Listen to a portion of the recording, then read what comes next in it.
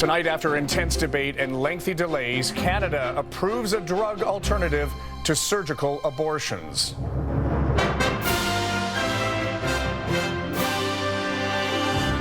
Pills to end pregnancies. It's safe, it's reliable, it's been used across the world. A prescription to give women more access and more choice.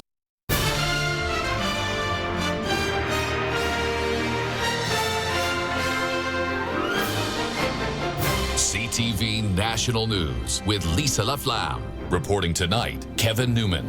Good evening and thanks for joining us. Canadian women have had the legal choice to end their pregnancies for decades. Now they will have the choice of how to do it. After years of study, the so-called abortion pill has now been approved for use in Canada. As CTV's Katie Simpson reports, it took our health authorities much longer than most countries to approve it. RU-486 has been praised and protested.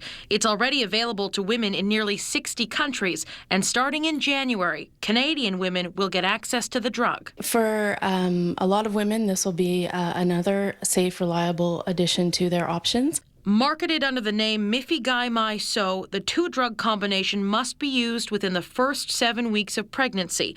It has a 95% success rate and is only available with a doctor's prescription. Health Canada's decision to approve the abortion pill predictably sparked deeply divided reaction. It seems ironic that we're banning the use of pesticides because of the damage to animals, and here they're coming out with this anti-human pesticide. You can make abortion accessible to women where surgery is not available.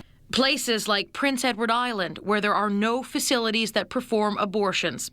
A source says the drug company will now try to work with the provinces to get the pill covered under health care plans. In the United States, the entire regimen costs just under $72. The price in Canada still has to be worked out. The drug has been used since the late 1980s, when it was developed in France. Since then, there has been much public discussion about the ethics and side effects. But Health Canada's website says most women experience cramping, headaches, and nausea at mild to moderate levels.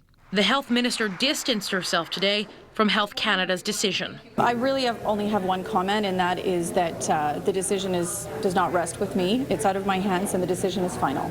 Advocates who push for the drug's approval expect at first it will only be available from doctors who already provide abortion, but they hope over time it will be expanded. Kevin.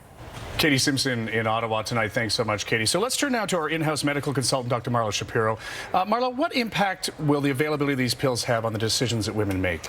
Well, there are no legal restrictions to abortion in Canada. What is the restriction is the access to surgical abortions. About 1 in 6 hospitals, mostly in urban centers, lots of areas don't have access. So this will open the doors of opportunity for different treatment options for women seeking to terminate a pregnancy early on. So it's new to Canadian women, as Katie said, but many other countries, they have a lot more experience with these pills. What are we learning about the safety of them? So we reap that benefit. Over 60 countries, present since 1988, 15 years in the United States. Landmark study in the New England Journal looking at this type of abortion with this type of medication versus surgical abortions. Very reassuring in terms of no further impact in future pregnancies, be it miscarriages, be it ectopic pregnancies, small babies. So this is a drug that we consider the gold standard when it comes to medical abortions, and this offers a wealth of opportunity for women to consider different options who wish to terminate early in pregnancy. And as you say, it's been studied and studied for a very long time. Studied for a very long time.